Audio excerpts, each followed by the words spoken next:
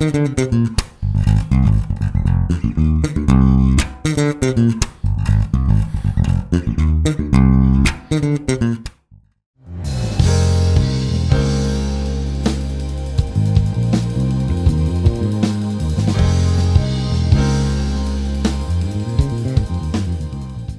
how you doing? Scotty from scotsbasslessons.com, and today I'm going to do something completely different.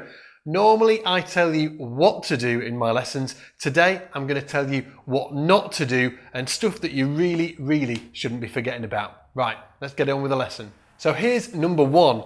Don't cut your notes short. Okay, now this is something I see all the time with beginners to intermediate players, is that they leave too much daylight between the notes, especially when doing, say for instance, a scale, playing a scale, for instance, let's just do a C major.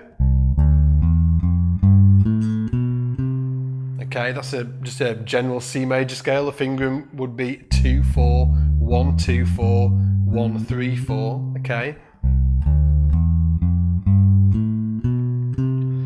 Now, one thing I see time and time again is too much daylight in between the notes. So instead of,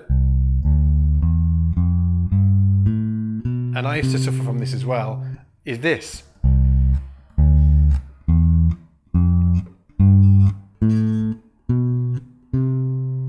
Now there's a place for that in our bass lines, but when you're playing a scale like this, a scalic run, you want your notes to be, you know, almost melting into one another. Absolutely no daylight in between any of the notes. And it's a really easy thing to overlook. You think, oh yeah, but are you playing it? Them little bits of daylight in between, get rid of them. Make sure you can play seamlessly one note to the next. Now, one easy way to do this is just to really slow it down.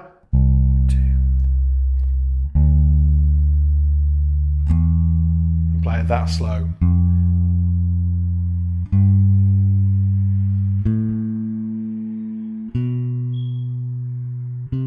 And then speed it up a bit. Absolutely no daylight in between the notes. And then again. And then again. And then again.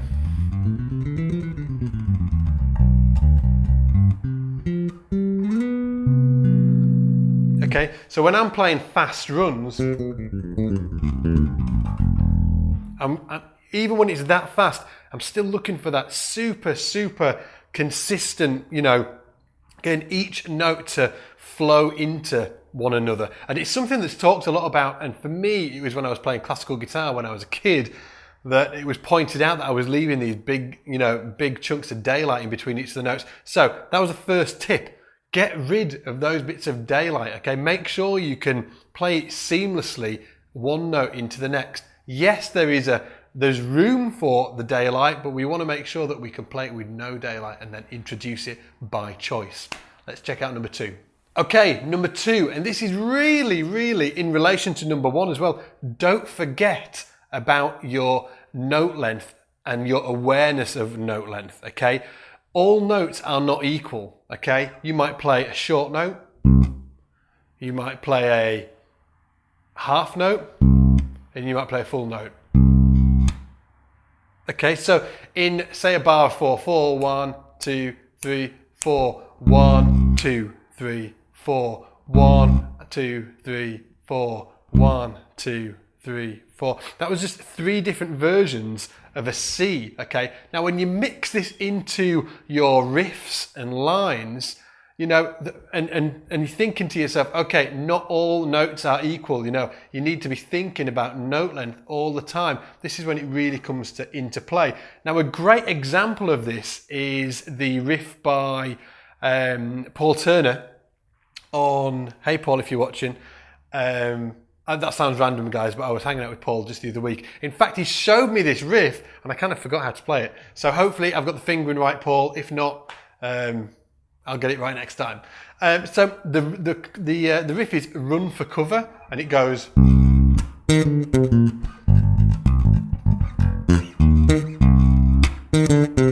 this is just a great example of being aware of note lengths. Now, if we break that riff down, that's a real strong, long note at the beginning. But there's definitely some daylight between the and the next note. And these notes here are very staccato. And that's quite staccato. And then this next bit is mixing longer notes and shorter notes.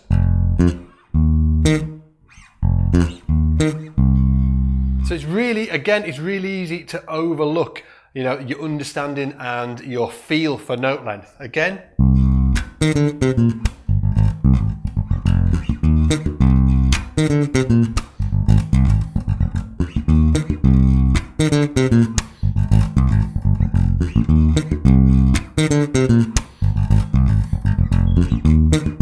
Okay, so learn some riffs like that and concentrate on getting the note length exactly right. When it's a long note, make sure you're holding it on for the full length.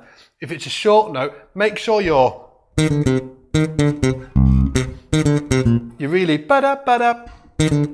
It's something that horn players have to think about all the time. If they're playing in a horn section, if you've got a horn section with, trumpet, sax, trombone, these guys have to think about this type of thing all the time, making sure that everybody is playing the note length perfectly. But as bass players, we forget about it a lot of the time because we're not playing in unison with people much of the time. So let's check out number 3. Okay, number 3 is don't forget about your muting.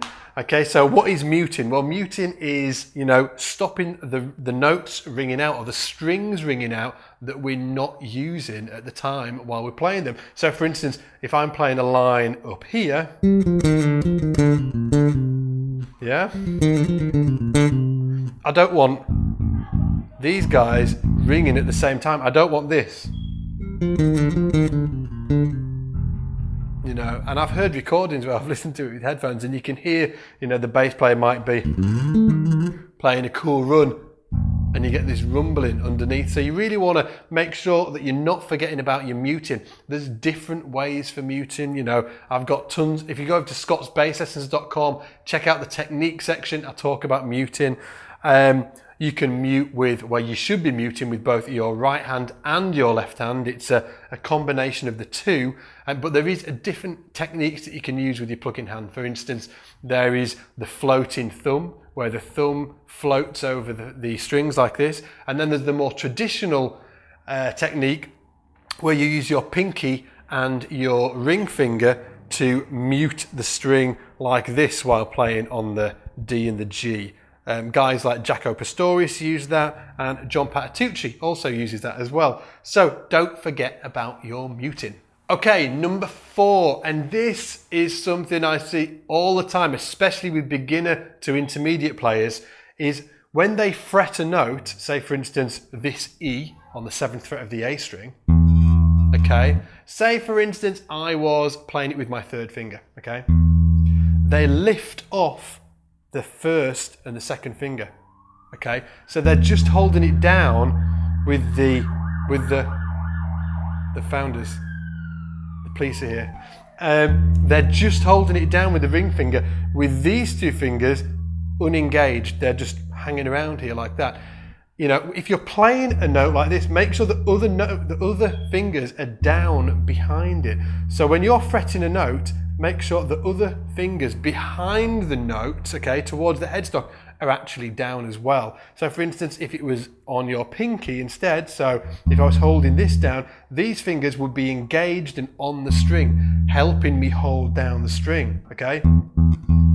A really easy way to practice this is just playing a chromatic line. Let's do it up here from the G, okay? Let's make it nice and easy so we're not overstretching. And we're just going to play a chromatic line. 1, 2, 3, 4, okay? And as you play that line, when you get to the B flat, so you're holding that little finger down, all of these fingers should also be down. Okay, if you wanted to go to the next string, it would not look like this. This is bad, okay? not that. You want them all down at the same time. It's just really, really good technique, and it's really, really bad technique to do the opposite of that. Okay, let's look at the next one. Number 5, and this is another really common one, flying fingers.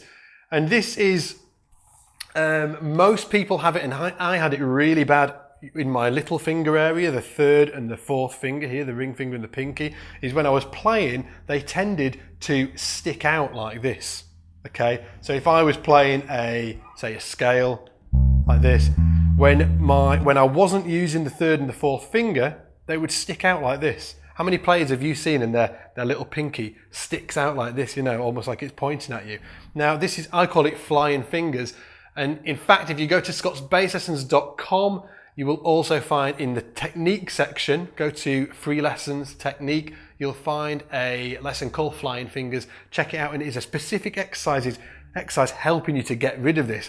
But essentially, you want to use really, really simple fingering exercises such as this, or just playing scales, and really concentrate on, as you're playing, still having control of these fingers and not letting them out. Now you're going to have to slow things down here, because when you're retraining your technique, you're actually engaging, it's the motor cortex, okay, of your brain.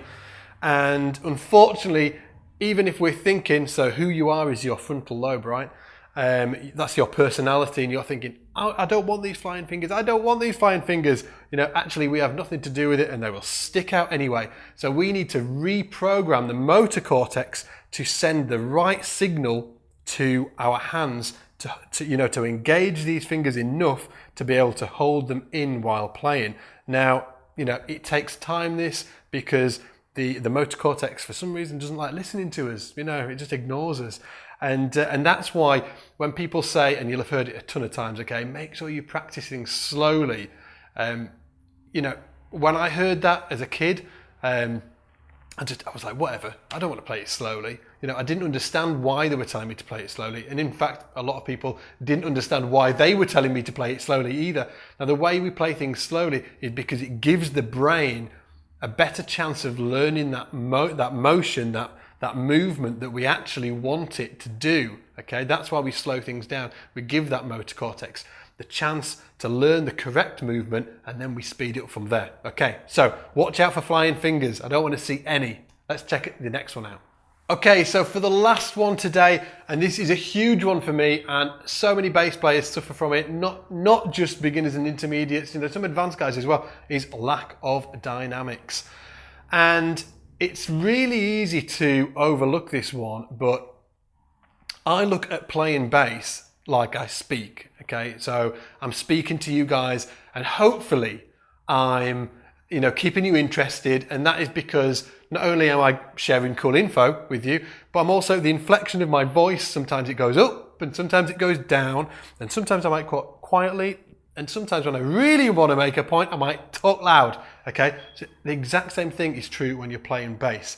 If we take just a simple riff,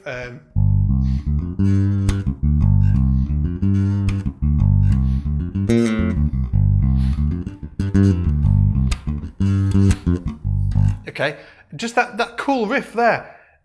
All the notes are not the same dynamic. Okay, I'm not talking about note length here. I'm talking about dynamic. Okay, velocity. Okay, I could play it with the same velocity.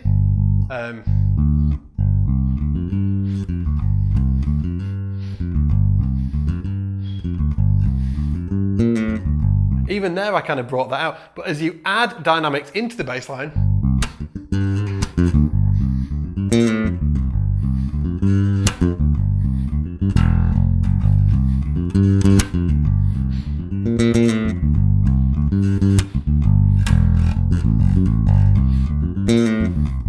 I can hear I'm bringing out the top notes,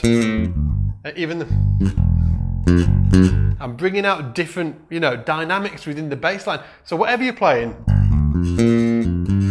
a line like this, you know, Lady Marmalade. Even though if you really strip it back, that first note is really fundamental. There's a lot of weight on it. These next notes, you know, they're there, but they're quite secondary. Again, that one there is really pronounced and strong. But, you know, and that again has got a lot of weight on that C.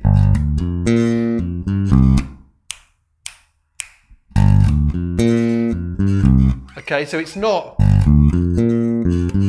ba ba ba ba ba ba ba. It's bo do do ga do do ba. You know, there's different amounts of weight on different notes. So next time you're playing a riff, think about how much weight are you putting on certain notes, and you know, and just think about the dynamics. Don't play just like so monotonal. I'm sure you've heard somebody speaking that's really monotonal when they speak, and it's really boring, and they might leave big gaps between the phrases, but still it's not as engaging as when you have somebody that speaks up and down and has lots of inflection in the voice. And that is exactly the same with bass playing. Okay guys, so that's the 6 things that I want you to be thinking about over the next week or the next month or the next year. Hopefully you enjoyed this lesson. If you haven't checked out scottsbasslessons.com yet, make sure you do so. There's a link right below this video. You can go over, there's hours and hours of free lessons like this, and there's also something really badass called the Academy that you should check out as well. Okay, see you later, and I'll see you next time in the shed.